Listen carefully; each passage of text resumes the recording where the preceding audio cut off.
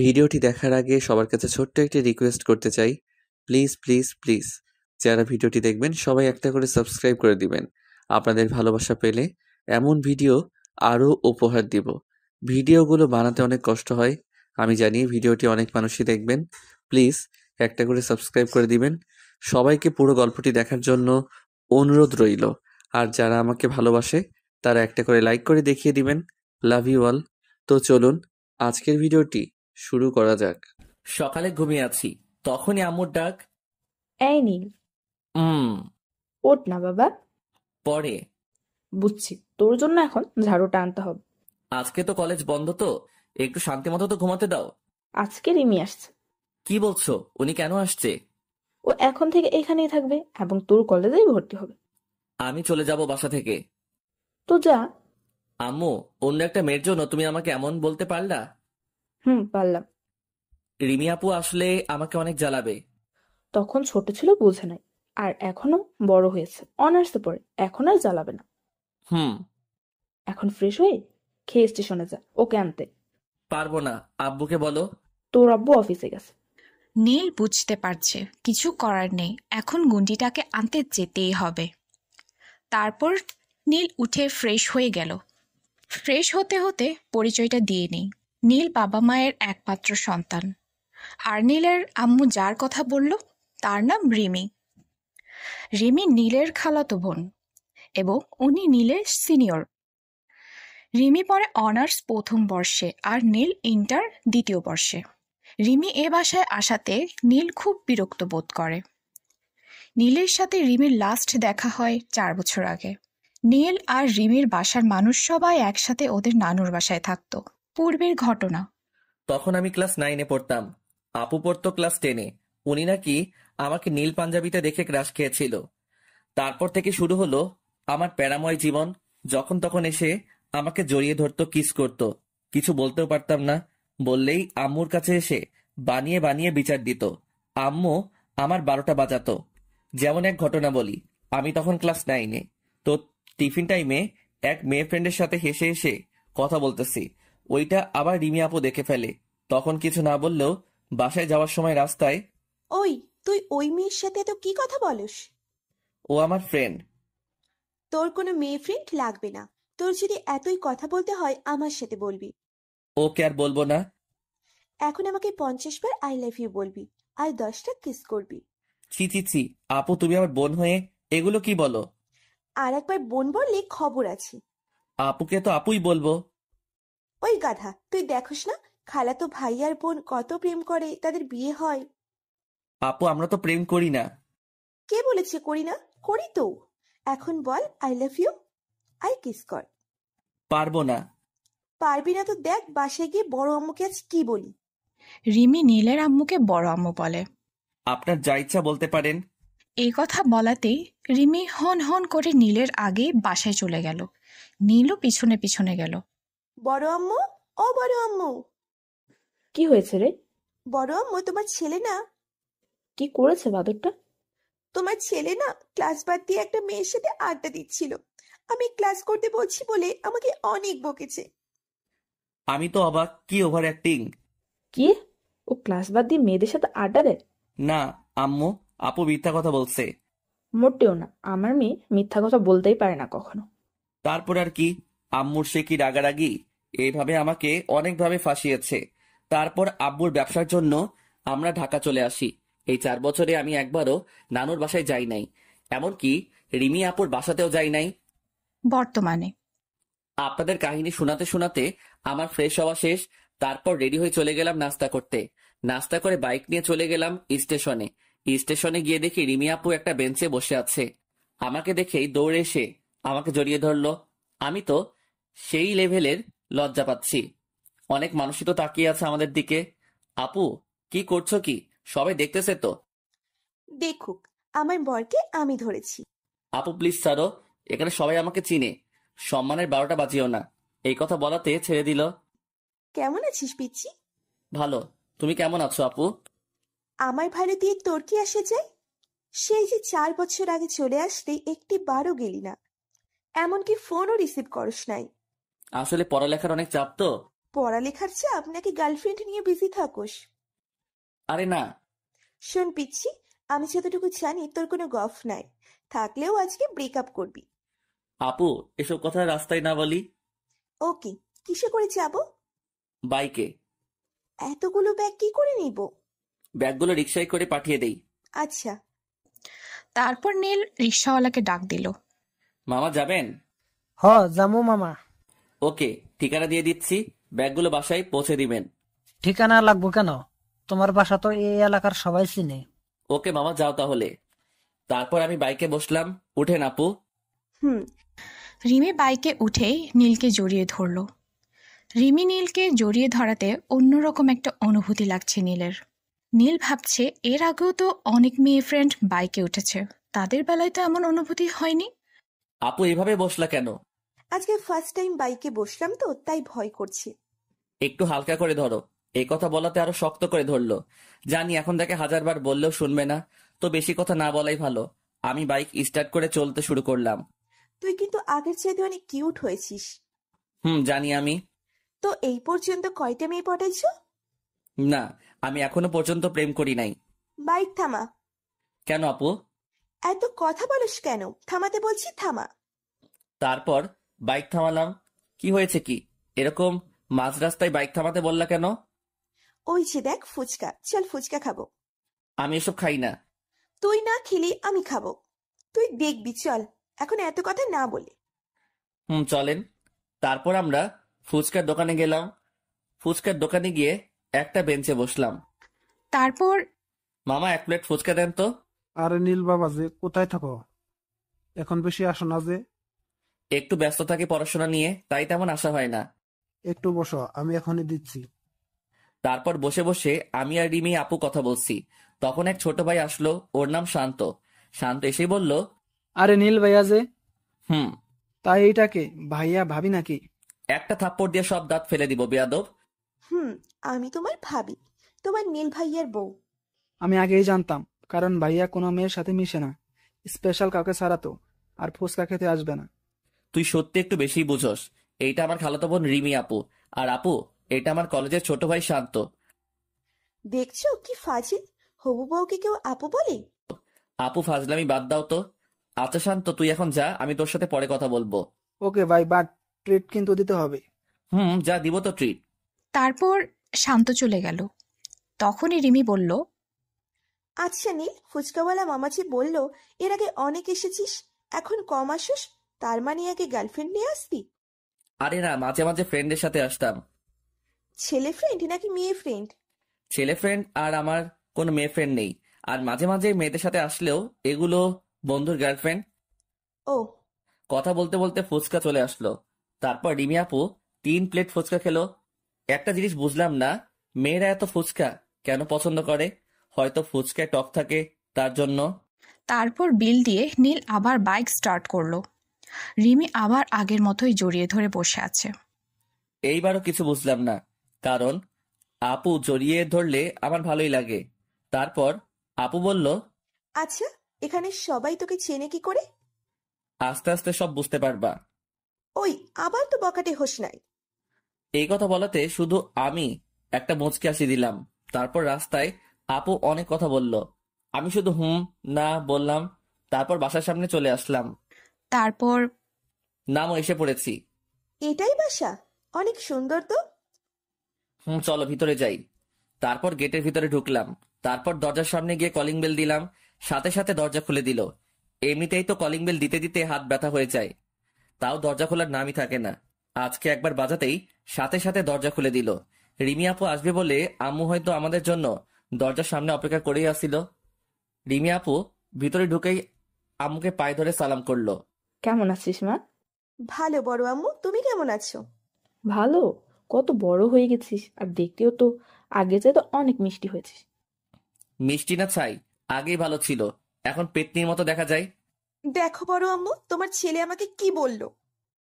ওই বাদর, তুই চুপ করবি? নিজে তো দেখতে একদম নাইজেরিয়ার বাদরের মতো, আরেকজনকে পেতনি বলছিস। আম্মু, তুমি আমাকে এটা বলতে পারলা? ন্যাকামো বাদ দিয়ে, মেয়েটা অনেক দূর থেকে এসেছে, ওকে নিয়ে তোর পাশের রুমে যা, ফ্রেশ হয়ে একটু ঘুমিয়ে নিক। বাড়িতে এতগুলো রুম থাকতে আমার পাশের রুমে কেন? যা বলছে তাই কর। জামা একটু বিশ্রাম কর। ওকে। আর বড় আব্বু কোথায়? তোর বড় আব্বু অফিসে। এখন আসো আপু। চল। তারপর রিমিকে নীল নিয়ে তার রুমের পাশে রুমে দিয়ে আসলো। ওকে আপু, ফ্রেশ হন, আমি এখন যাই। কোথায় যাবি এখন? একটু বাহিরে যাব, বন্ধুদের সাথে আড্ডা দিতে। ওকে যা, আর তাড়াতাড়ি আসবি। ওকে, আপনি ফ্রেশ হন। তারপর আমি বাসা থেকে চলে আসলাম বাহিরে। তারপর আমার প্রাণপ্রিয় বন্ধু জয়কে ফোন দিলাম। সাথে সাথে ফোন রিসিভ করলো। হ্যাঁ মামা বল। ক্লাবে আয়। ওকে। তারপর নীল রাজুকে ফোন দিল। বল কি বলবি? ক্লাবে আয়। ওকে। আসলে আমাদের একটা ক্লাব আছে। ক্লাবের কাজ হলো গরিব অসহায় মানুষদের সাহায্য করা এবং বিপদে তার পাশে দাঁড়ানো। তারপর নীল বাইক নিয়ে ক্লাবে চলে গেল। ক্লাবের সামনে এসে বাইক রেখে ক্লাবের ভিতরে গেল। গিয়ে দেখে রাজু আরো অনেকেই এসেছে। জয় কোথায়? তখনই জয় আসলো। এই তো এসে গেছি। তাই এত জরুরি তলব কিসের জন্য? শোন, কালকে তোদের কাজ হবে কিছু গরিব অসহায়দের খাবার খাওয়ানো, আর এতিমখানায় কিছু খাবার পাঠাবি। ওকে, হয়ে যাবে। জয় আর রাজু আমার সাথে আয়, আর তোরা সবাই এখানেই থাক। তারপর আমি জয় আর রাজু একটা কফি শপে ঢুকলাম। প্যারায় তো পড়ে গেছি। কেন, কি হয়েছে? রিমি আপু এসেছে। যার কথা বলেছিলি প্যারা দেয়। এখন কি করব? কিছুদিনেরই তো ব্যাপার, সহ্য করে নিবি। শালা এখানেই থাকবে, এখান থেকে স্টাডি করবে। তাহলে তোর কপাল পড়লো। তারপর ওদের সাথে আড্ডা দিতে দিতে দুপুর 2টা বেজে গেল। তখনই ফোনে একটা কল আসলো, রিসিভ করলাম না। তারপর একটা এসএমএস আসলো। এসএমএস দেখে তো আমি শেষ। দেখি রিমি আপু এসএমএস দিছে। 20 মিনিটের মধ্যে বাসায় না আসলে আজকে তোর খবর আছে। ওকে আপু, আসতেছি। তারপর জয় আর রাজুর কাছ থেকে বিদায় নিয়ে বাসায় চলে আসলাম। বাসায় এসে কলিং বেল দিলাম, সাথে সাথে আপু দরজা খুলে দিল। তারপর দরজা খুলে আপু চলে গেল, কোনো কথা বলল না। রাগ করছে নাকি? রাগ করলে করুক, আমার কি। নীল এসব বলতে বলতে রুমে চলে গেল, আর রুমে গিয়ে শাওয়ার নিতে ওয়াশরুমে চলে গেল। শাওয়ার নিয়ে রুমে চলে এসে শুয়ে আছে। তখনই নীলের আম্মু আসলো। খেতে আস, কয়টা বাজে? যাও, আসতেছি। তারপর নীল তার আম্মুর পিছনে পিছনে নিচে গেল খাবার খেতে।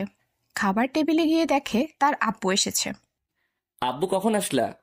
আজকে রিমি আসছে, না এসে কি থাকতে পারি? রিমি আপু কোথায়? ডাক দিলাম বাট আসতেছে না। তোর সাথে কি কিছু হয়েছে? না, আমি দেখতেছি কি হয়েছে। তারপর আমি রিমি আপুর রুমে গেলাম, দেখি আপু শুয়ে আছে। তারপর আমি আপু বলতেই, হুম খাবা না? আমি খেলেই বা তোর কি, না খেলেই বা কি?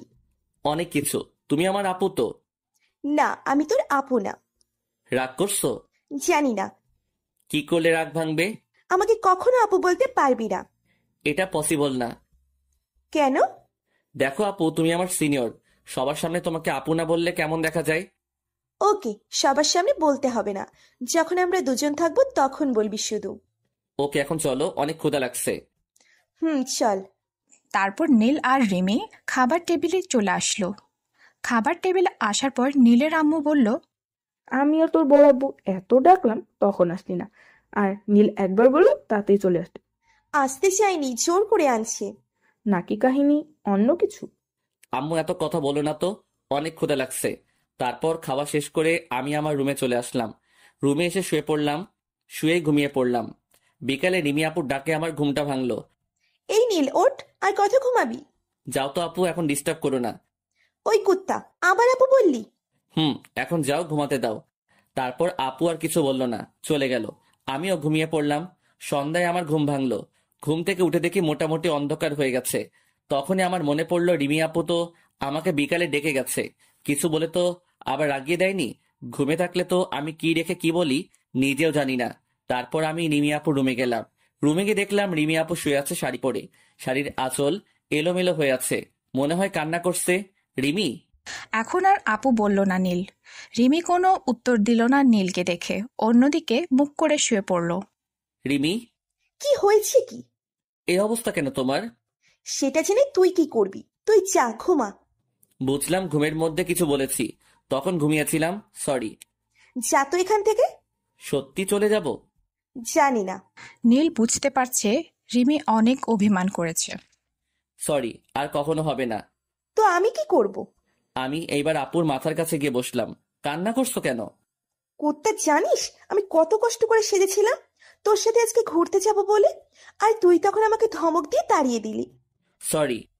সরি বললে হবে না। তো কি করতে হবে? তারপর রিমি আপু যা বলল তা শুনে একটু অবাকই হলাম। এখন আমাকে জড়িয়ে ধরে 10 বার আই লাভ ইউ বলতে হবে। আগের মতোই রয়ে গেলে, একটু বড় হও নাই? বলবি কিনা বল। জড়িয়ে ধরতে পারবো না। যা, তোর ধরতে হবে না। রাগ করো কেন? তাহলে ধর। ওকে। তারপর আর কি? জড়িয়ে ধরে 10 বার আই লাভ ইউ বললাম, হয়েছে এখন? না, আর কি করতে হবে? এখন কিস করতে হবে। ওই, তুমি কি আমার গার্লফ্রেন্ড নাকি বউ যে তোমাকে কিস করব? আমি তোর বউ। কবে হলে? যেদিন থেকে আমি তোকে ভালোবাসি। এখন বল, কিস করবি কিনা বল। তারপর রিমি আপুকে কাছে এনে ঠোঁটের সাথে ঠোঁট মিলিয়ে দিলাম। সাথে সাথে আপু আমাকে জড়িয়ে ধরলো অনেক শক্ত করে। আপু তো পাগলের মতো আমার ঠোঁট চুষে যাচ্ছে, ছাড়ার কোনো নামই নেই। এদিকে আমার নিঃশ্বাস বন্ধ হওয়ার অবস্থা। আমি রিমি আপুকে জোর করে ছাড়িয়ে নিলাম। ছাড়িয়েই আমি হাঁপাচ্ছি। আমি বিছানায় শুয়ে পড়লাম। এই এতটুকুতেই হাঁপিয়ে গেলি? এটা একটু 5 মিনিটের কম ছিল না? এটা রিহার্সেল ছিল, বাকিটা এখন করব। না আর না। প্লিজ আর একবার। এখন না, পরে। যাও ফ্রেশ হয়ে আসো। তারপর রিমি আপু ফ্রেশ হতে গেল। আমি আমার রুমে চলে আসলাম। রুমে এসে শুয়ে শুয়ে ফেসবুকিং করতে লাগলাম। রাতে রিমি আপু আসলো ডাকতে ডিনার করার জন্য। খেতে আয়। যাও, আমি আসতেছি। ওকে। তারপর আমি উঠে হাত মুখ ধুয়ে নিচে চলে গেলাম খাবার খেতে। টেবিলে গিয়ে দেখি আব্বু আম্মু আর রিমি আপু বসে আছে। শোন নীল, কালকে রিমিকে নিয়ে গিয়ে তোর কলেজে ভর্তি করিয়ে দিবি। এত কলেজ থাকতে আমার কলেজে কেন? কারণ ওকে গাড় দিবি তুই, তোদের কলেজে তো তোর উপরে কেউ নেই। তুমি নিয়ে গিয়ে ভর্তি করিয়ে দিও। আমার কালকে সকালে একটা মিটিং আছে। ও। তারপর আমি খেয়ে রুমে চলে গেলাম। রুমে গিয়ে শুয়ে পড়লাম। কিছুক্ষণ পরে মনে হলো কেউ আমার রুমে আসছে, তাই আমি ঘুমের ভান করে রইলাম। হালকা চোখ খুলে দেখি রিমি আপু এসেছে। রিমি আপু এসে আমার মাথার কাছে বসে কিছুক্ষণ এক দৃষ্টিতে তাকিয়ে রইল। তারপর আমার কপালে আর ঠোঁটে কিস করে চলে যেতে লাগলো। তখনই আমি আপুর হাত ধরে টান দিয়ে আমার বুকের উপর এনে ফেললাম। তারপর শক্ত করে জড়িয়ে ধরলাম। কি করছিস কি? ছাড় আমাকে। না, তুমি এতক্ষণ কি করছিলে? কিছু না। অনেক ভালোবাসো আমাকে? তুই বুঝিস না। বুঝি তো। আমার সিনিয়র বউটা আমাকে অনেক ভালোবাসে। ওয়েট, কি বললি? সিনিয়র বউ? তার মানে তুইও আমাকে ভালোবাসিস? একটু একটু। সত্যি? এই কথা বলাতে আপু আরো শক্ত করে জড়িয়ে ধরলো। আমি তোকে সেই ছোটবেলা থেকে ভালোবাসি, আর তুই এখন বুঝলি আমার ভালোবাসা? তখন তো ছোট ছিলাম, বুঝি নাই। ও হইছে, অনেক রাত হইছে, এখন তোমার রুমে যাও। না, আজকে এখানে থাকবো। পাগল হইছো তুমি? যদি কোনো অঘটন ঘটে যায়? আমি তো সেটাই চাই। যাও তো, এখন ঘুমাবো। তাড়িয়ে দিচ্ছিস? ওকে, চলে যাচ্ছি। এই বলে আপু রুমের লাইটটা অফ করে চলে গেল। তারপর আমি ঘুমিয়ে পড়লাম। বাট সকালে উঠে যা দেখলাম তা দেখে ভয় পেয়ে গেলাম আমি। সকালে ঘুম থেকে উঠে দেখি রিমি আপু আমাকে জড়িয়ে ধরে শুয়ে আছে। তারপর, ওই আপু, কি হয়েছে? তুমি আসছো কখন? সকালে আসছিলাম তোকে ডাক দিতে, এসে দেখি তুই ঘুমিয়ে আছিস। ঘুমন্ত অবস্থায় তোকে অনেক সুন্দর লাগছিল, তাই আর ডিস্টার্ব করি নাই। আমিও তোর সাথে ঘুমিয়ে পড়েছি। ভালো করছো, এখন উঠো। না, তোর বুকে আমার অনেক ভালো লাগছে। আম্মু এসে পড়বে। না, বড় আম্মু এখন আসবে না, রান্না করতেছে। না, আসলো, উঠে ফ্রেশ হবো। তোমাকে নিয়ে তো আজকে কলেজে যেতে হবে। তাহলে একটা কিস করো। সারাদিনই তোমার কিস লাগে? লাগে। এটা কিন্তু অত্যাচার। রোমান্টিক অত্যাচার, বুঝলে পিচ্ছি? বুঝলাম। তারপর রিমি আপু আমার মাথা ধরে হালকা করে ঠোঁটে একটা চুমু দিল। তারপর আবার একটা কিস করলো অনেকক্ষণ ধরে। কিছুক্ষণ পরে আপু ছেড়ে দিল। কেমন লাগলো? একটু ভালো না। মিথ্যু। এখন যাও তো, রেডি হও, আজকে তোমাকে নিয়ে কলেজে যাবো তো। ওকে, যাচ্ছি। তারপর রিমি আপু চলে গেল। আমি উঠে ফ্রেশ হয়ে ড্রেস চেঞ্জ করে নিচে চলে গেলাম খাবার খেতে। খাবার টেবিলে এসে দেখি কেউ নাই। আম্মু সোফায় বসে টিভি দেখছে।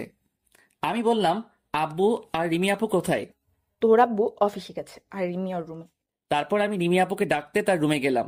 গিয়ে দেখি শাড়ি পরার চেষ্টা করতেছে, বাট পারতেছে না। কি করো আপু? রিমি আপু নিচের দিকে ঝুঁকে শাড়ির কুচি ঠিক করছিল। আমার কথা শুনে চমকে ওঠে, যার ফলে আপুর হাত থেকে শাড়ির আঁচল নিচে পড়ে যায়। আমি তো সাথে সাথে অন্যদিকে ঘুরে তাকাই। কি হলো? এভাবে অন্যদিকে তাকালি কেন? তোমার শাড়ির আঁচল ঠিক করো। আমি পারতেছি না, তুই একটু সাহায্য কর না। আমি পারি না। তোর পারতে হবে না, তুই শুধু কুচিটা ঠিক করে ধরে রাখবি। আচ্ছা। তারপর আমি গিয়ে রিমি আপুর কুচি ধরলাম।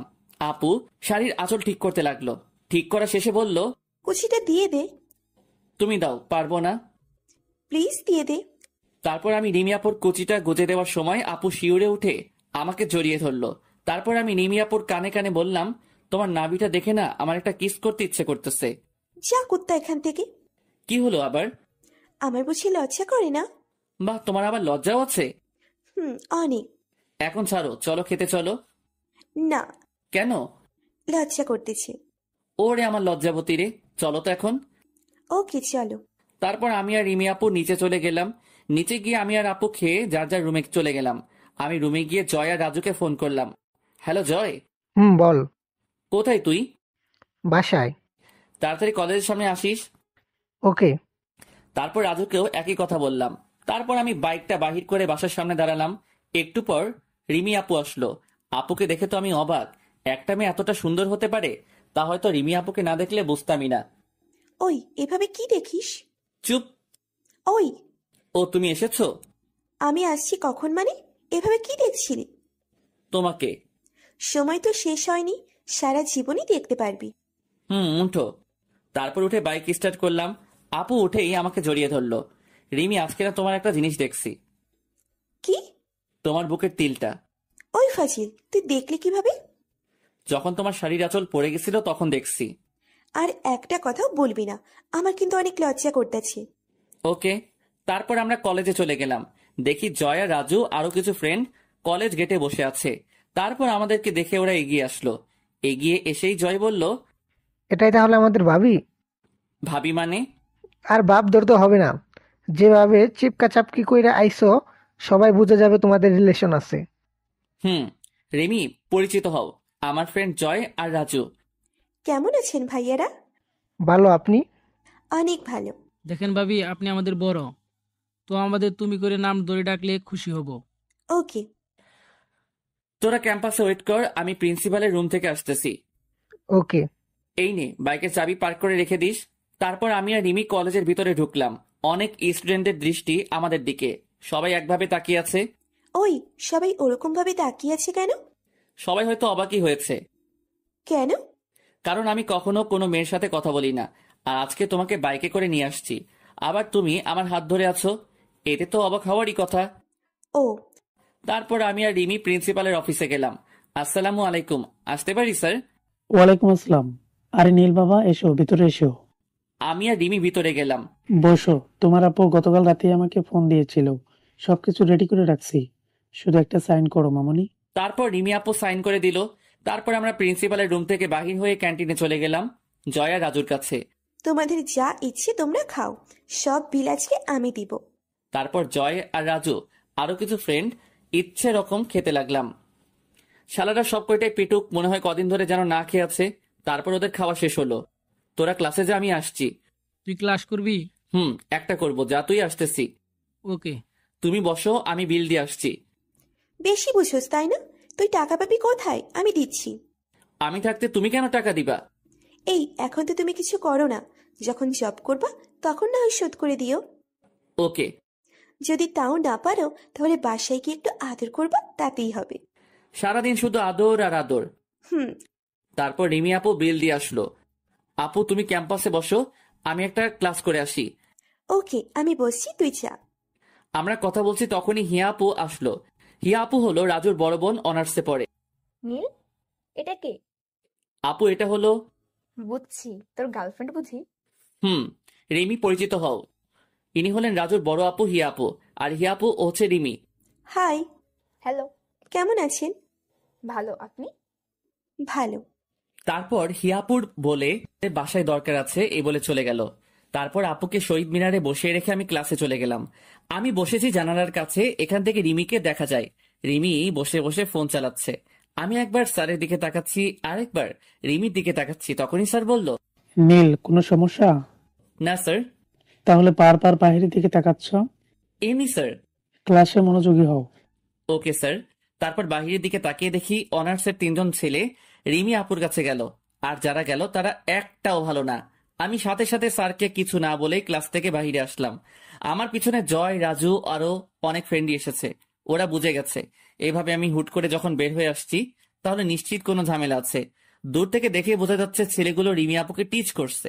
আমি ওদের পিছনে গিয়ে দাঁড়ালাম, দেখি রিমি আপু কেঁদে দিছে। তারপর রিমি আমাকে দেখে দৌড়ে এসে জড়িয়ে ধরলো। কি হয়েছে? রিমি আপু কেঁদেই চলছে, কিছু বলছে না। আমি তারপর ছেলেগুলোকে বললাম, কি বলেছিস? কিছু না নীল, এমনি কিসের পরে জিজ্ঞাসা করছিলাম। এই কথা বলার সাথে সাথেই একটাকে লাথি মেরে ফেলে দিলাম। আর রিমিকে বললাম, কি হয়েছে বলো আমাকে। তুমি ক্লাসে যাওয়ার পর আমি এখানে বসে গান শুনছিলাম। তারপর এই ছেলেগুলো এসে আমাকে বাজে প্রস্তাব দেয় এবং অনেক বাজে কথা বলে। রিমির কথা শুনে তো আমার রাগ চরম পর্যায়ে উঠে গেল। তারপর ছেলেগুলোকে ইচ্ছে মতো মারতে লাগলাম। তা দেখে ওদের কিছু ফ্রেন্ড দৌড়ে আসলো। এদিকে জয়, রাজু আর আমার ফ্রেন্ডরাও ইচ্ছে মতো মারতে লাগলো ওদের। জীবনে আর কখনো মেয়েদের সাথে এরকম বিহেভ করবি? ওদের মধ্যে একজন বলল, ভুল হয়েছে নীল, এবারের মতো মাফ করো, আর কখনো এমন করব না। তারপর আমি ওদেরকে আরো মারলাম। ওরা শুধু চিৎকার করে বলছে ভুল হয়ে গেছে, আর হবে না। আমি মেরেই চলছি, থামছি না। এমন সময় কারো সাহস নাই আমাকে আটকানোর, কারণ রাগ উঠলে আমার মাথা কাজ করে না। তখনই রিমি আপু এসে আমাকে অনেক শক্ত করে জড়িয়ে ধরলো। রিমি আপুর জড়িয়ে ধরাতে আমার রাগ অনেকটাই কমে গেল। ছেড়ে দাও নীল, অনেক হয়েছে। ওদের সাহস কি করে হয় তোমাকে বাজে কথা বলার? ছেলেগুলো আবারও আমার কাছে ক্ষমা চাইলো। যার সাথে অন্যায় করেছিস তার কাছে গিয়ে মাপ চা। তারপর ছেলেগুলো রিমি আপুর কাছে মাপ চাইলো।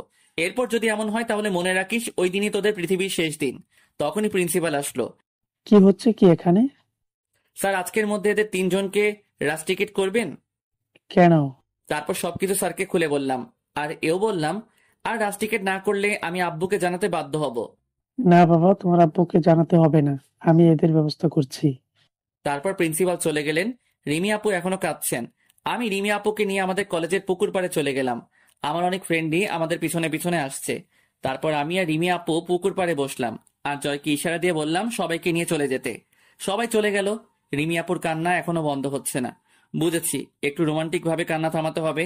তারপর আমি রিমি আপুকে ধরে আমার দিকে ঘুরিয়ে তার চোখের পানি মুছে দিলাম, আর তার 2 চোখে 2টা কিস করলাম। তারপর রিমি আপুর ঠোঁটের সাথে আমার ঠোঁট মিলিয়ে দিলাম। রিমি আপু আমার ঠোঁটগুলো পাগলের মতো চুষছে, আবার মাঝে মাঝে কামড়ও দিচ্ছে। এভাবে 6-7 মিনিট যাওয়ার পর আমি রিমি আপুকে ছেড়ে দিলাম। রিমি আপুর সাথে সাথে আমার বুকে মুখ লুকালো। দেখি, একটু আমার দিকে তাকাও তো। না, লজ্জা করতেছে। একটু তাকাও না। তারপর রিমি আপু আমার দিকে তাকালো। আপুর ঠোঁটগুলো কাঁপছে। এটা দেখে আমার আকর্ষণ আরো বেড়ে গেল। আমি আস্তে আস্তে রিমি আপুর ঠোঁটের দিকে আমার ঠোঁট নিতে লাগলাম। সাথে সাথে রিমি আপু চোখগুলো বন্ধ করে ফেললো। তারপর আবারও 4 ঠোঁট এক করে দিলাম। অন্যরকম একটা ফিলিংস কাজ করছে, যা বলে বোঝানো সম্ভব নয়। অনেকক্ষণ এভাবে চলার পর আমি রিমি আপুকে ছেড়ে দিলাম। এখন লজ্জা কাটছে। তুই কিন্তু দিন দিন অনেক পেকে যাচ্ছিস। একটু। তুই ছেলেগুলোকে ওভাবে মারলি কেন? আমার জানকে কেউ বাজে কথা বলবে, আমি কি ওটা দাঁড়িয়ে দাঁড়িয়ে দেখবো নাকি? তাই বুঝি? হুম। ওই ছেলেগুলোকে দেখে তো মনে হলো তোর সিনিয়র। হুম। পরে যদি ওরা তোর কোনো ক্ষতি করে? এতদিনে হয়তো বুঝে গেছো, এই এলাকায় আমার অন্যরকম একটা নাম ডাক আছে। বুঝেছি। আমার পিচ্ছি বরটা অনেক বড় হয়ে গেছে। চলো এখন বাসায় চলে যাই, বিকেলে আজকে ঘুরতে যাব। সত্যি? এই কথা বলাতেই জড়িয়ে ধরে আরেকটা দিয়ে দিল। তারপর আমি আর রিমি আপু বাইক নিয়ে বাসায় চলে আসলাম। বাসায় এসে যে যার রুমে চলে গেলাম। আমি রুমে গিয়ে শাওয়ার নিয়ে এসে একটু গেম খেলছিলাম, তখনই রিমি আপু আসলো খাওয়ার জন্য ডাকতে। তারপর খাওয়া দাওয়া করে আমি আপুকে বললাম রেডি হতে, কারণ মেয়েদের রেডি হতে অনেক দেরি হয়। তারপর আমি রুমে এসে শুয়ে পড়লাম। কখন যে ঘুমিয়ে পড়েছি নিজেই জানি না। ঘুম থেকে উঠে যা দেখলাম, বিকালে রিমি আপুর ডাকে আমার ঘুমটা ভাঙলো। এই নীল, ওঠ। তারপর উঠে রিমি আপুকে দেখলাম নতুন সাজে, নীল শাড়ি, নীল চুড়ি, নীল টিপ, চোখে গাঢ় কাজল, ঠিক যেন আসমান থেকে নেমে আসা একজন পরী দাঁড়িয়ে আছে। রিমি আপুর ডাকে আমার ধ্যান কাটলো। কি দেখছিস এমন করে? পরী দেখছি। দিনের বেলায় পরী আসলো কোথা থেকে? এই তো আমার সামনে দাঁড়িয়ে আছে নীল পরী। তাই? হয়েছে, যা এখন উঠে ফ্রেশ হ। ওকে। তারপর আমি ফ্রেশ হয়ে রুমে আসলাম। দেখি রিমি আপু বসে আছে। তোর নীল পাঞ্জাবি নাই? আছে। ওইটা পর। ওকে, তুমি এখন রুমের বাইরে যাও। কেন? চেঞ্জ করব। আমার সামনে কর, প্রবলেম কি? যাও তো। যাচ্ছি। তারপর নীল ড্রেস চেঞ্জ করে নিল। নীল পাঞ্জাবিও পরল। একটু পর রুম থেকে বের হয়ে রিমি রুমে গেল। দেখলো রিমি আয়নার সামনে দাঁড়িয়ে ঠোঁটে লিপস্টিক দিচ্ছে। লিপস্টিক দিতে হবে না, কেন? এটা আমার পছন্দ না। তাহলে এদিকে আয়। তারপর নীল রিমির কাছে গেল। রিমি নীলের পায়ের উপরে পা দিয়ে তার 2 হাত দিয়ে চোখটা বন্ধ করে ঠোঁটের সাথে ঠোঁট মিলিয়ে দিল। অনেকক্ষণ এভাবে থাকার পর নীলকে ছেড়ে দিল। দুজনই হাঁপাচ্ছে। এটা কি ছিল? তোর তো লিপস্টিক পছন্দ না, হুম। তোর জন্য মুছে ফেললাম। এভাবে মুছতে হয়? টিস্যু দিয়েও তো মোছা যেত। না, যেত না। এখনো তো তোমার ঠোঁটে আছে, তাহলে আসো ভালো করে মুছে দেই। তারপর আর কি, ভালো করে লিপস্টিক পরিষ্কার করে দিলাম। এখন চলো। ওকে। তারপর নীল আর রিমি রুম থেকে বের হয়ে নীলের আম্মুর কাছে গেল। আম্মু, আমরা একটু ঘুরতে যাচ্ছি। বাহ, তোদের দুজনকে তো বেশ মানিয়েছে। মানে? আমি সব জানি, লুকিয়ে লাভ নাই। তুমিও না আম্মু? আমি গেলাম, আপু আসো। তারপর আমি তাড়াতাড়ি বাসা থেকে বাহির হয়ে আসলাম। বাহিরে এসে আপুর জন্য অপেক্ষা করতে লাগলাম। একটু পরেই রিমি আপু আসলো। আম্মুকে এগুলো কে বলেছে? আমি। আম্মুকে না জানালে হতো না? না, হতো না, বড় আব্বুও জানে। কাউকে বাদ রাখছো জানাতে? রাখছি, আস্তে আস্তে সবাইকে জানিয়ে দিব। তাই কইরো। আজকে বাইকে যাব না, রিক্সায় করে যাব। ওকে। নীল তারপর একটা রিক্সা ডাক দিল। উঠো। তারপর আপু উঠলো। রিমি আপু উঠেই আমার হাত ধরে আমার কাঁধে মাথা রাখলো। কই যাবেন মামা? ফার্স্টে একটা ফুচকার দোকানে যান। তারপর রিক্সা চলা শুরু করলো। রিমি আপুর চুলগুলো উড়ে এসে আমার মুখে পড়ছে। আমার ভালোই লাগছে। বারবার আপুর অবাধ্য চুলগুলো নিয়ে কানের কাছে গুজে দিচ্ছে। থাক না, ভালোই তো লাগতেছে। তারপর আপু চুলগুলো ছেড়ে দিল। তারপর রিক্সা গিয়ে একটা ফুচকার দোকানের সামনে দাঁড়ালো। নীল আর রিমি রিক্সা থেকে নেমে ফুচকার দোকানে গেল। তারপর রিমি 2 প্লেট ফুচকার অর্ডার দিল। একটাই ঝাল বেশি, একটাই কম। ঝাল কমটা নীলের জন্য। তারপর ফুচকা আসলো। তারপর তারা খাওয়া শুরু করলো।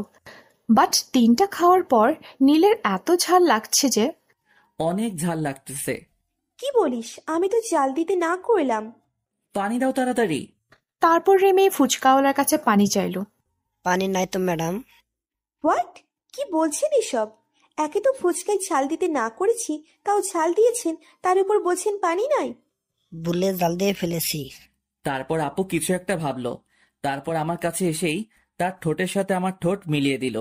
এত লোকের মাঝে রিমি আপু এমন একটা কাজ করবে আমি ভাবতেও পারিনি। সবাই আমাদের দিকে তাকিয়ে আছে, অনেক লজ্জাও করছে। পাগলের মতো আমার ঠোঁট চুষতে লাগলো। মনে হয় অনেক দিনের ক্ষুধার্ত। সামনে খাবার পেলে যেমন করে ঠিক তেমন ভাবেই আপু ঠোঁটগুলো চুষতে লাগলো। রিমি আপুর মিষ্টি ঠোঁটের ছোঁয়ায় আস্তে আস্তে ঝালগুলো কমে গেল।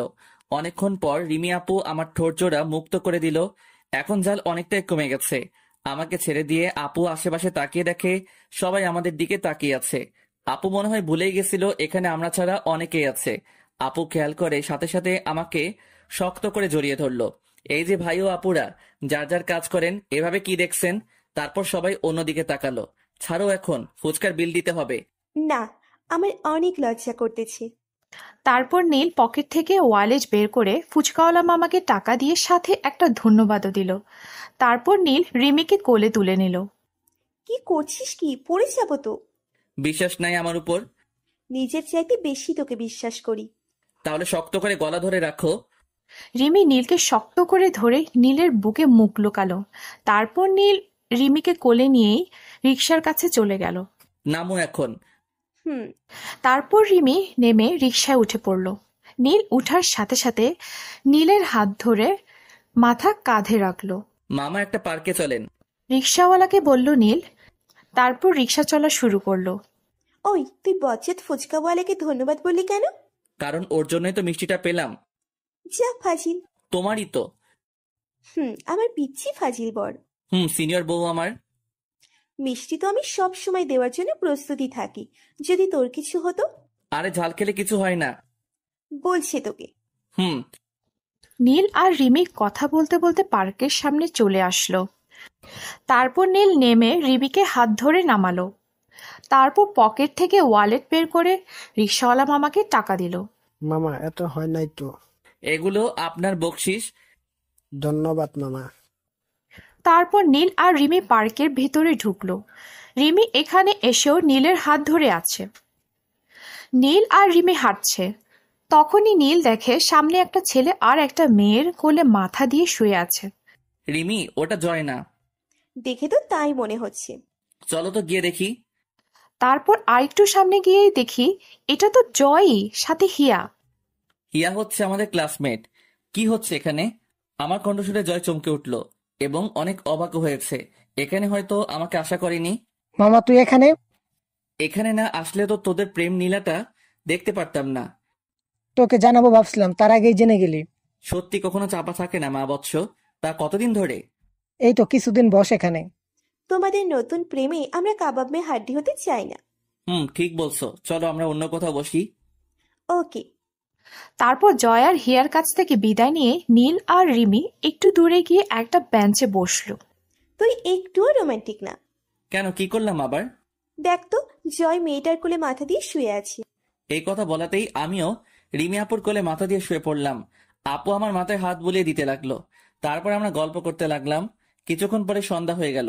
চলো এখন বাসায় চলে যাই। আর একটু থাকি না। রাত হয়ে গেছে, আম্মু টেনশন করবে। তাহলে চল। তারপর আমি আর রিমি আপু পার্কে থেকে বাহির হয়ে রাস্তায় চলে আসলাম। এখন আর রিক্সা ডাকিস না। কিভাবে যাব তাহলে?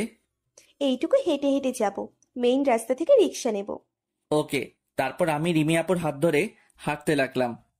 জানিস নীল, আমার অনেক দিনের ইচ্ছে আজকে পূরণ হলো। কি ইচ্ছা? এই যে রাতের বেলা প্রিয় মানুষটির হাত ধরে হাঁটা। ও, তারপর আমরা কথা বলতে বলতে মেইন রাস্তায় চলে আসলাম। তারপর একটা রিক্সা নিয়ে বাসায় চলে আসলাম। বাসায় এসে যার যার রুমে চলে গেলাম। রুমে গিয়ে ফ্রেশ হলাম। কিছুক্ষণ পরে খাবার খাওয়ার ডাক আসলো। তারপর খেয়ে আমি আমার রুমে চলে আসলাম। নীল রুমে এসে ল্যাপটপে গেম খেলতে লাগলো। একটু পরে দরজা খোলার আওয়াজ পেয়ে নীল তাকিয়ে দেখে রিমি চুপি চুপি তার রুমে আসছে। এখন আবার রুমে কেন? তোকে ছাড়া কিছুই ভালো লাগে না। চল না আমরা বিয়ে করে ফেলি। সময় হোক তখন করব। তুমি তোমার রুমে যাও, আম্মু এসে পড়বে। বড় আম্মু ঘুমিয়ে পড়েছে, এখন একটা কিস কর, তাছাড়া ঘুম আসবে না। তারপর আর কি, রিমি আপুকে একটু আদর করে আপুর রুমে পাঠিয়ে দিলাম। এভাবে ভালোবাসা, রাগ, অভিমানের মাঝে কেটে গেল 2 মাস। তারপর একদিন কলেজে আমার সাথে যা হলো, কথায় আছে না, বেশি সুখ কপালে সয় না। তো একদিন সকালে ঘুমিয়ে আছে নীল, তখনই রিমির ডাক। এই নীল ওঠ, কলেজে যাব। একটু পরে। উঠবি না? যাও, এখন ঘুমাবো। তারপর রিমি আর কিছু বলল না, মনে হয় চলে গেছে। আমি আবারও ঘুমিয়ে পড়লাম। একটু পরে মনে হয় আমার নিঃশ্বাস বন্ধ হয়ে আসছে। চোখ খুলে দেখি রিমি আপু আমার নাক ধরে আছে। কি হয়েছে? ওঠ, কলেজে যাব। তারপর নীল উঠে ফ্রেশ হয়ে রিমিকে নিয়ে কলেজে চলে গেল। রিমির একটা গুরুত্বপূর্ণ ক্লাস আছে, তাই রিমি ক্লাসে চলে গেল। আমি আর কি করব, তাই লাইব্রেরিতে যেতে লাগলাম। ঠিক তখনই হাত ধরে টান দিয়ে কে জানি আমাকে ক্লাসে নিয়ে গেল। ক্লাসে গিয়ে দেখি একটা মেয়ে। মেয়েটা মনে হয় নতুন, এর আগে কখনো দেখিনি। এভাবে হাত ধরে ক্লাসে নিয়ে আসলেন কেন? প্রতিশোধ নিতে। মানে? ওই দিন যেভাবে আমার ভাইকে মেরেছিলি, তার প্রতিশোধ নিতে। তারপর মেয়েটি দরজা লাগিয়ে দিল। তারপর তার হাত থেকে কাপড়ের কিছু অংশ ছিঁড়ে ফেলল। নীল শুধু অবাক হয়ে দেখছে। তারপর মেয়েটি চিৎকার শুরু করলো, হেল্প, বাঁচাও আমাকে। মেয়েটির চিৎকার শুনে অনেকেই ক্লাসের দরজা ধাক্কা দিচ্ছিল। তারপর মেয়েটি দৌড়ে গিয়ে রুমের দরজা খুলে ওই দিন যাকে মেরেছিলাম ওই ছেলেটাকেই জড়িয়ে ধরলো। দেখ ভাইয়া, এই ছেলেটা আমাকে এখানে ডেকে এনেছে ইজ্জত নষ্ট করার জন্য। কেঁদে কেঁদে বলল মেয়েটি, এখানে অনেক শিক্ষকও এসেছে। বিশ্বাস করেন, আমি কিছু করিনি। তারপর মেয়েটির ভাই এসে আমাকে একটা থাপ্পড় মারলো। তারপর ধাক্কা দিয়ে ক্লাসরুমের বাইরে পাঠিয়ে দিল। সবাই শুধু বলছে এরকম ছেলের কোনো ক্ষমা নেই, একে উচিত শাস্তি দেওয়া উচিত। অনেক শিক্ষকরাও বলছে। প্রিন্সিপাল স্যার, আপনিও বিশ্বাস করেন আমি এরকম একটা কাজ করতে পারি? নিজের চোখে যা দেখলাম তা বিশ্বাস করতে পারছি না। তোমাকে দিয়ে এটা আশা করিনি। তারপর আমি জয় আর রাজুর কাছে গেলাম। দোস্ত, তোরাও কি এটা বিশ্বাস করস? না, এটা আমরা নিজের চোখে দেখলেও বিশ্বাস করতাম না। তারপর রিমি আপু আসলো। রিমি আপু এসে সব কাহিনী শুনলো। তুমিও কি বিশ্বাস করো আমি এমন একটা কাজ করতে পারি? তারপর রিমি আপু আমাকে একটা থাপ্পড় মারলো। তখন আমি সাইটে দেওয়ালে তাকিয়ে দেখি একটা সিসিটিভি ক্যামেরা লাগানো। তারপর রিমি আপু বলতে লাগলো, তোকে অন্ধের মতো ভালোবাসতাম, আর তুই কিনা আমার ভালোবাসা নিয়ে খেলা করলি। কি দিইনি তোকে, তোর এসব লাগবে তুই একবার আমাকে বলতিস, আমার সব তোকে দিয়ে দিতাম। আমাকে ফাঁসানো হয়েছে। চুপ, তুই আর একটা কথাও বলবি না। লম্পট চরিত্রহীন ছেলেকে কিনা আমি ভালোবাসি, ভাবতেও ঘৃণা করতেছে। আমার কথাটা তো শোনো।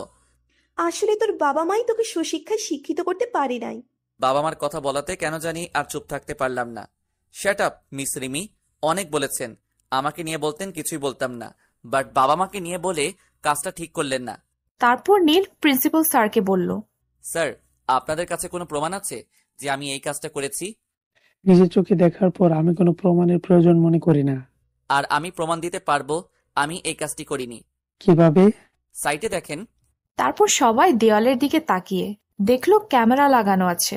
তখনই ওই মেয়েটার মুখটা একদম কালো হয়ে গেল। সিসিটিভি ক্যামেরার ফুটেজ কোথায়? হল রুমে। তাহলে হল রুমেই চলেন। তারপর হল রুমে শুধু ওই মেয়েটি, ওর ভাইয়া, আমি সকল স্যার আর রিমি গেলাম। পর ফুটেজ চালু করলাম যাতে স্পষ্ট দেখা যাচ্ছে। মেয়েটি আমার হাত ধরে টান দিয়ে ক্লাসে নিয়ে গেল। তারপর নিজেই নিজের কাপড় ছিঁড়ল, তারপর চিল্লাতে শুরু করলো। বিশ্বাস হয়েছে তো স্যার? সরি। মাঝে মাঝে চোখের দেখাও ভুল হয়। আর আপনাকে বলেছিলাম এই ছেলেটাকে সাসপেন্ড করতে, বাট করেন নাই। আপনিও তৈরি থাকেন স্যার। তারপর নীল ওই মেয়েটার কাছে গেল। মেয়েদের কাছে তার সবচেয়ে দামি জিনিস জানো কি? তার ইজ্জত। তাই নেক্সট টাইম এরকম করার আগে ভেবে দেখবা। আমি ছেড়ে দিলাম, সবাই কিন্তু আর ছেড়ে দিবে না। এই বলে আমি রুম থেকে বাহির হয়ে গেলাম। আমার পিছনে পিছনে রিমিও আসতে লাগলো। প্লিজ নীল দাঁড়া, আমার কথাটা শোন। আমি কোনো কথা না বলেই হাঁটতে লাগলাম। রিমি দৌড়ে এসে আমার সামনে দাঁড়ালো। প্লিজ, ভুল হয়ে গিয়েছে। নীল কিছু না বলে পাশ কাটিয়ে বাইক নিয়ে চলে গেল। সত্যি আজকে রিমির কথাগুলো তীরের মতো লেগেছে। এগুলো ভাবছি আর বাইকের স্পিড বাড়াচ্ছি। হঠাৎ করেই সামনে দেখি একটা কার এসে পড়েছে। আমি গাড়ি সাইড করতে গিয়ে রাস্তার ল্যাম্পপোস্টের সাথে বাড়ি খেলাম। আস্তে আস্তে আমার চোখটা ঝাপসা হয়ে আসছে। কিছু মানুষ দৌড়িয়ে আমার দিকে আসছে। তারপর আমার আর কিছু মনে নাই। যখন আমার জ্ঞান ফিরল তখন আমি হাসপাতালে। আমার সামনে একটা চেয়ারে আম্মু বসে আছে, মনে হয় ঘুমিয়ে পড়ছে। আর রিমি আপু আমার হাতের উপর মাথা দিয়ে শুয়ে আছে। আমি আম্মুকে ডাক দিলাম। আম্মু আমার ডাক শুনে তাকালো। আম্মু এসেই আমাকে জড়িয়ে ধরলো।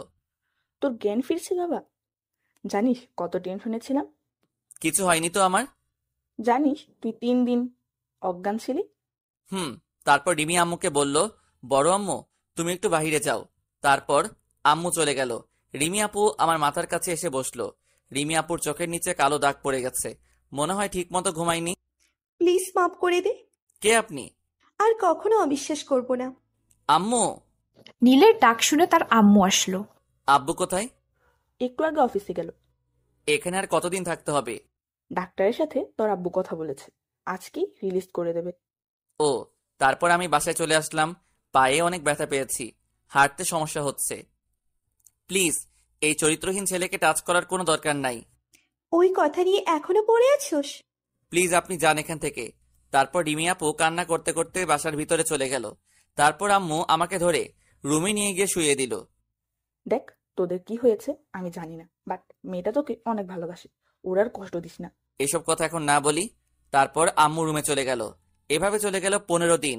এই কদিনে রিমি আপুকে অনেক ইগনোর করেছি এবং অনেক কষ্ট দিয়েছি, কখনো আমার কাছে আসতে দেইনি। এখন আমি অনেকটাই সুস্থ, তাই ভাবলাম আজকে কলেজে যাব। তারপর আমি রেডি হয়ে কলেজের জন্য বের হচ্ছি। তখনই রিমি আপু। কই যাচ্ছিস? কলেজে। একটু ওয়েট কর, আমিও যাব। সরি, একটু কাজ আছে, তাড়াতাড়ি যেতে হবে। তারপর আমি কলেজে চলে আসলাম। জয় আর রাজু এখনো আসে নাই। আমি কলেজে এসে মাঠে বসে ফোন টিপতে লাগলাম। তখনই একটা মেয়ে এসে আমার পাশে বসলো। মেয়েটা হয়তো নতুন, আগে কখনো দেখিনি। এই যে মিস্টার। আমাকে বলছেন? আপনাকে ছাড়া তো কাউকে দেখি না। বলেন। আপনার নাম? নীল। আপনার? মাহিয়া। ও। আমরা কি ফ্রেন্ড হতে পারি? ওকে, ফ্রেন্ডস। বাহ, এটাই তো দরকারি কাজ। না, আমি না হয় একটা ভুল করেই ফেলেছি, তাই বলে এভাবে কষ্ট দিবি? আর মেয়েটা কে? গার্লফ্রেন্ড। সত্যি? তারপর রিমি আপু আর কিছু না বলে চলে গেল। বুঝলাম না এই কথা শোনার পরেও রিমি আপু এভাবে চুপ থাকলো কি করে। এটা কি? আর ওনাকে গার্লফ্রেন্ড বললেন কেন? তারপর মাহিয়াকে সব কথা খুলে বললাম। সব শুনে মাহিয়া বলল, আপুটা আপনাকে অনেক ভালোবাসে, আর কষ্ট দিয়েন না। আর ভালোবাসার মানুষকে ওই অবস্থায় দেখলে যে কারো মাথা নষ্ট হয়ে যাবে। তারপর আমি ক্লাসে চলে গেলাম। ক্লাসে গিয়ে 2টা ক্লাস করে চলে আসলাম ক্যাম্পাসে। তখন ফোনে একটা কল আসলো, দেখি আম্মু ফোন দিয়েছে। হ্যাঁ আম্মু। রিমি সুইসাইড করার চেষ্টা করেছিল, ও এখন হাসপাতালে। কি বলছো এসব? তারপর নীল তার আম্মুর কাছ থেকে ঠিকানা নিয়ে হাসপাতালে চলে গেল। হাসপাতালে গিয়ে দেখে রিমি শুয়ে আছে। রিমির হাতে ব্যান্ডেজ। রিমির আব্বু আম্মু এসেছে। তারপর নীলের আব্বু আম্মু, বড় আম্মু আর বড় আব্বু রুমের বাহিরে চলে গেল। নীল গিয়ে বসলো রিমির পাশে। এমন করার মানে কি? হাত কাটছো কেন? তোর জানার কোনো দরকার নেই। তাই বলে হাত কাটবা? যদি তোমার কিছু হতো? ওই মেয়েটা কি? ফ্রেন্ড, জাস্ট আজকেই পরিচয়। তাহলে ওই সময় বললি কেন গার্লফ্রেন্ড? এমনি। এখানে আসছিস কেন? যা এখান থেকে, তোর সাথে আমার কোনো কথা নাই। সরি তো। এতদিন খুব কষ্ট দিছিস, এখন অনেকক্ষণ আদর করবি। ওকে। তারপর রিমি আপুকে অনেকক্ষণ কিস করলাম। যা তো, আব্বু আর বড় আব্বুকে ডাক দে। তারপর সবাই রুমে আসলো। আপু আমি আজকেই বিয়ে করব। আগে তুই সুস্থ হ মা। না, আজকে এখানেই। ওকে মা, তাই হবে। তাই বলে কাজী অফিসে বিয়ে? তারপর আর কি, কাজী ডেকে এনে আমাদের হাসপাতালে বিয়ে হয়ে গেল। এটাই হয়তো ইতিহাসে লেখা থাকবে যে হাসপাতালে বিয়ে হয়েছে। দোয়া করবেন সবাই, নীল আর রিমির ভালোবাসা জানি সারা জীবনই এরকমই থাকে।